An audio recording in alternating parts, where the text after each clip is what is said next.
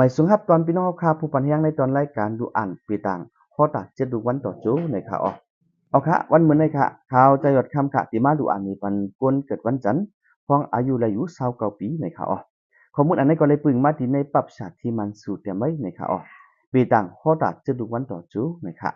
อ่อนดังสุดเฮาคามาด้วยไฮไลท์มันอันดังในค่ะเนาะกำจราปีในอำเฮ็ดสังเสอยู่ไว้นิ่มๆนั้นดีศักษาอยู่อีหนึงสังอำใจเจ้งนั้นหาเฮ็ดมิวหนึ่งยาวมิวหนึ่งเด้หนึ่งเตียนหนึ่งเตเฮอกว่าอยู่ยาวปีในกำจตาลีว่าในอำไรเฮ็ดสร้างการงานลองไหลก็ตั้งเฮ็ดตั้งเฮอตั้งไรเตอำกึ่งงามกันอยู่ยาวเอาค่ะอ่อนดังสุดเฮาขามาตัวโหดดีมันไหนค่ะเนาะก้นลูกวันจันทร์เขาสั่งอายุฮอดถึงมาในจุขบเจอไหนโจดีอยู่ไหนวันพัดแลพ่อหนีจ้าฮอลัดไว้หนังปาไดไหนจังไรเงินนำเสหมดกะขึ้นกอบลินกอบนางยิงกอบอำมวยเสจังไรลัดความสังเป็นอมุตีหึงเสจังตีเย้าโตป้ายอยู่ดีจังยุบยอมสังใครออกเข้าตั้งหลิวป้ายมักมีหนิมจึงไว้กนในเฮือนสังอ่ำมีปักเปิงจังลู่ซุ่มหนำจังมีนางยิงขยะไข่เก้าและไว้สติตากำจดาปีในอำเฮ็ดสังเสอยู่ไว้นิ่มๆนั้นตีศักษาอยู่อีหนึงสังอำใจเจ้งนั้นหาเฮ็ดมิวหนึ่งยาวมิวหนึ่งแด้หนึ่งเตียนหนึ่งเตเฮือกว่าอยู่ยาวปีในกำดีในวามไหลเฮ็ดสร้างการงานลองไหลก็ตั้งเฮ็ดตั้งเฮือตั้งไหลเตอำกึ่งกันอยู่ยาวตีไหลเฮ็ดอันไหนโลๆอันนั้นโลๆสิเข้ายามเตสุดเสียงกว่าการงานจังเป็นปอดเป็นตอนอำถึงหูถึงหางนั้นยาวเจอมีนาเฮือนเขาฟังดาก็พักนาเฮือนเฮาจังถังเปิงเหนือเฮาอยู่เย้า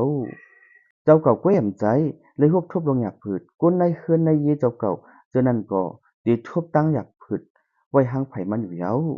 เงินก็ตันเข้าอำเข้าเสรับตีปิกไว้อยู่เย้าตีเฮือนสังมีก้นเปียกนาเข้ามาอย่าเปลาลียิมตาจังป้ากันดีกว่าอยู่เย้าจังออกใจใครเรียกลายนาการใหม่มาเลยอย่าไปคายตาโอเฮ็ดนาการใหม่อำปันพรอยู่เย้าตีเฮือนจังไรไม่หลอดน้ำห้องน้ำเจอในาอยู่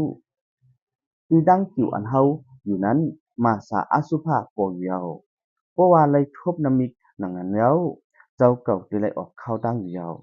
สังไรออกเข้าดังเสขึ้นปกมานั่นหวังว่ากำจะดาเจ้าเก่าขึ้นดีเย้าหน่อยตาอำมึงอำนั้นโหจังใครไว้เสจังไรไม่ใจกอบเงินตองอยู่เย้าตัวนับอันปันพ่อนีปีในซ้ำ183ตัวมีอันบันพ่อนยีปีในซ้ำอะยาระว่าจางยายาตลาดูต้านปันกายายาตำติผู้เฒ่าก้นเปลี่ยนเขาตาวันจัดบเดอำนันวันพัดเอาโถเหลืองหากอกกาลูต้านปันตำตีจ้องหมุนเจ้าตาพอถึงมาเลือนใหม่ลองเกาคำกูเลือนดูต้านปันขมุนไข่ไก่เขาแคบแลก่อผี11ก๊อก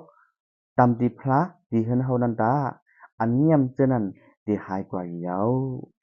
เอาค่ะข้อมูลอันนี้ก็เลยปึงมาที่ในปรับฉากที่มันสู้ในแหละเอามาเป็นเพลัดในบรรพี่น้องเขาครับผู้รับคำในตอนรายการข่าวกูก็กูคนเขา